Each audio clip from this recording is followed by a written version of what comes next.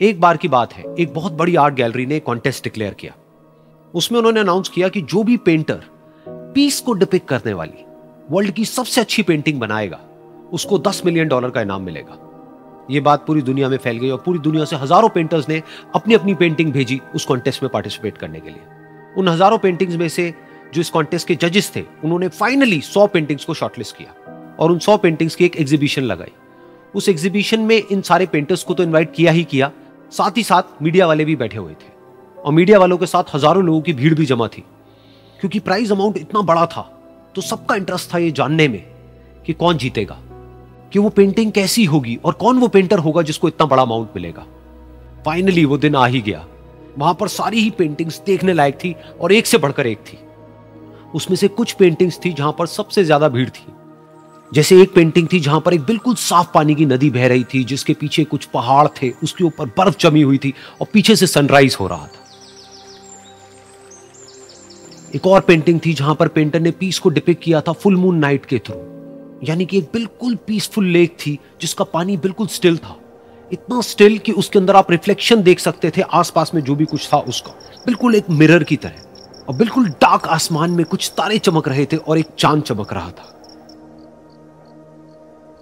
उसके अलावा एक पेंटिंग थी जिसमें बिल्कुल सफेद बादल थे, नीला आसमान था और बिल्कुल हरी हरी घास थी। यानी कि सारी ही पेंटिंग्स ऐसी जिसको देख करके ही मन शांत हो जाए। तो कॉन्टेस्ट बहुत ही टफ था क्योंकि सारी पेंटिंग्स एक से बढ़कर एक थी। तो जजेस के लिए शॉर्टलिस्ट करना कि कौन सी पेंटिंग बेस्ट है, that was very very difficult.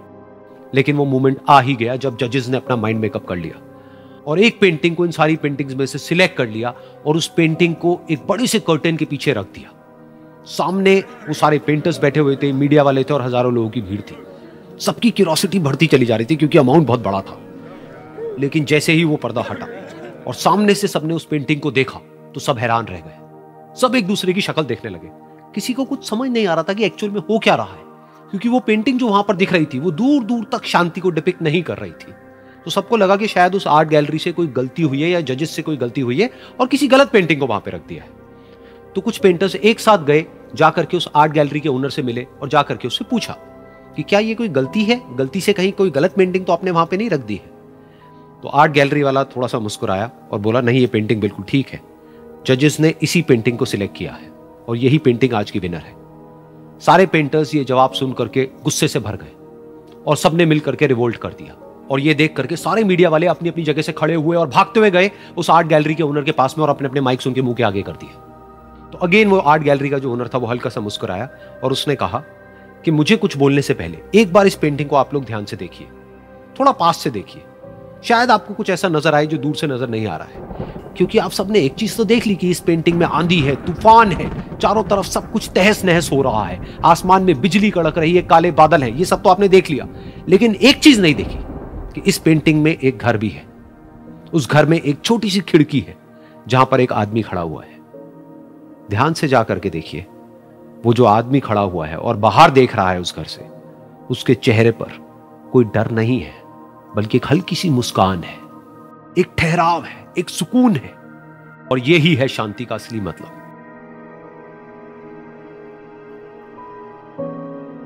यानी कि शांति का मतलब यह नहीं है कि हमारे बाहर सब कुछ शांत है और फिर हम शांत हैं, क्योंकि वो टेम्पररी है। असली शांति का मतलब यह है कि हमारे बाहर चाहे जो कुछ भी हो रहा हो, हम अंदर से पूरी तरह से शांत हैं, हमारा मन शांत है। क्योंकि जिसका मन शांत नहीं है उसको चाहे आप कितनी भी सुंदर से सुंदर जगह पर ले जाकर के बिठा दो, वो वहां पर भी जाकर के दुखी ही रहेगा। लेकिन दूसरी तरफ से जिसका मन शांत है, उसके बाहर चाहे कुछ भी हो रहा हो, चाहे मौसम कैसा भी हो, चाहे उसके आसपास में सब कुछ तहस नहस हो रहा हो, तूफान हो, लेकिन वो अंदर से बिल्कुल शांत रहेगा। और यही